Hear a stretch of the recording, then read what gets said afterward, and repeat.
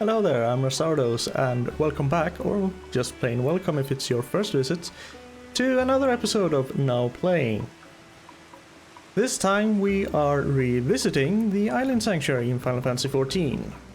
In the first episode, my very first visit to the Island Sanctuary without knowing anything about it, I said I would come back after a few days. Well, I think I said basically after a while, but it's been a few days and it's quite a bit more developed than it was. Some granaries, some workshops, an upgraded log cabin, a windmill, I'm not even gonna try to pronounce that other word, and a bathhouse. So, a few days in, Island Sanctuary, yay or nay? To be honest, I would say it's a little bit of both. This is completely subjective, of course, my personal opinion, so fair warning, you may not agree. When you get right down to it, the Island Sanctuary is basically a clicker game. You click something to gather resources, you click something to, well, gather leavings from your animals. You click something to pick up your crops. You click something to build a building. Well, you don't build it, you tell your mammoths to build it, and you just give them materials and money for it. So yeah, it's basically just a clicker game. Which isn't really a bad thing, because this is, compared to the rest of the game, this is extremely relaxing. The music kinda helps too. But there are also a few nay parts, like I said. For one, it's a clicker game, and not everyone is going to like that. Especially not in an MMO. So many people want something to, well, keep them busy, give them a challenge, and that's all fine. That just means this island might not be for them. It is something for me though. And there are also other slightly negative things, like the social aspect. You can invite up to, I think it was 15, so you can be a total of 16 people on your island. But the people you invite can't do anything. They can just hang around and be social, which isn't necessarily a bad thing. Because one of the things Final Fantasy XIV has a lot of are nightclubs, and that's basically just people being social while listening to music and dancing, and in some other cases it gets a bit weirder, but we're not going there. And apart from the gathering and building buildings, there's not a lot more to do. Sure, my sanctuary is only rank 6 and I still have a few unexplored areas, but I'm assuming I'll get access to those eventually.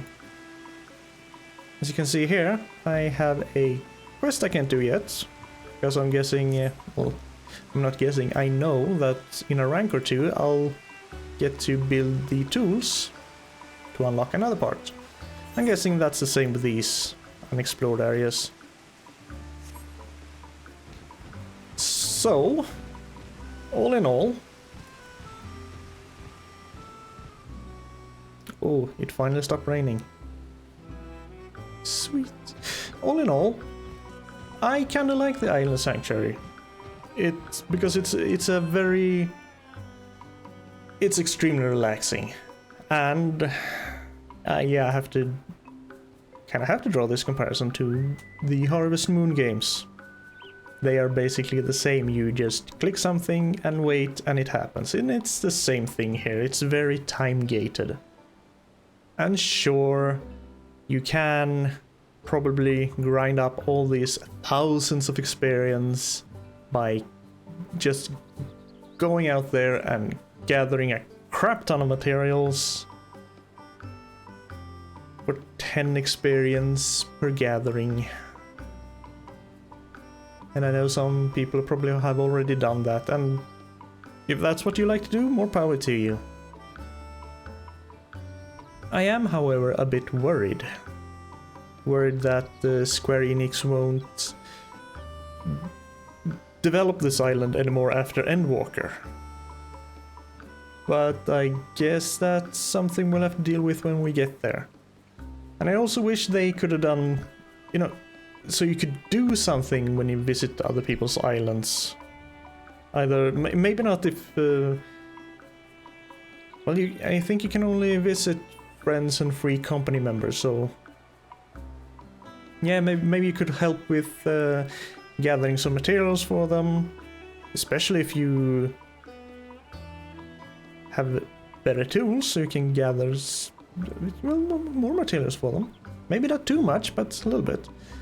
Or if you could help them, well, gather their crops or gather their animal leavings, or, you know, just something. Or if you could,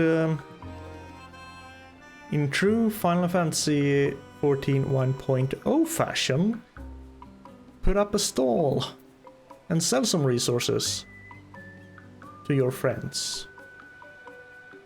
And have them, well, could even set prices for them.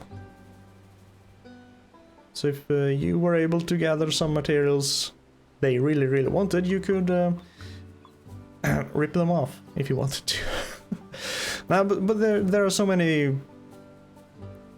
There's a lot of potential here, and I hope that they have long-standing plans for the island, because I would hate, really hate, to see this all go to waste.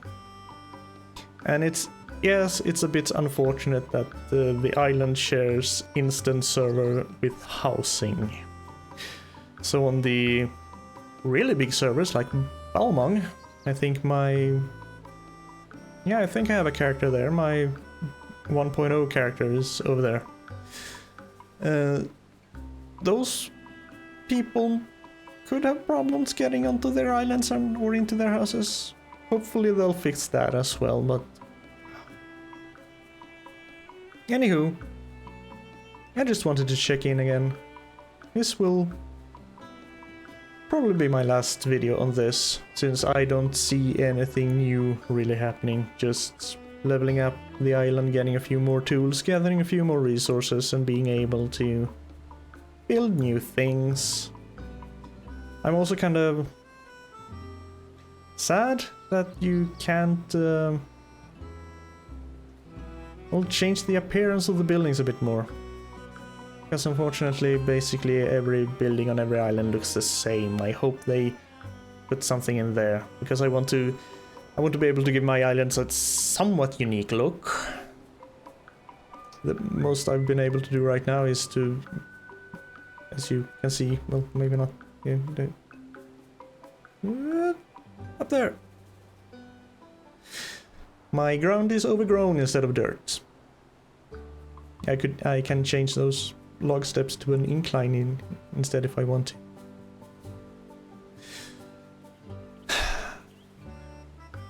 All in all, I like it. It's relaxing.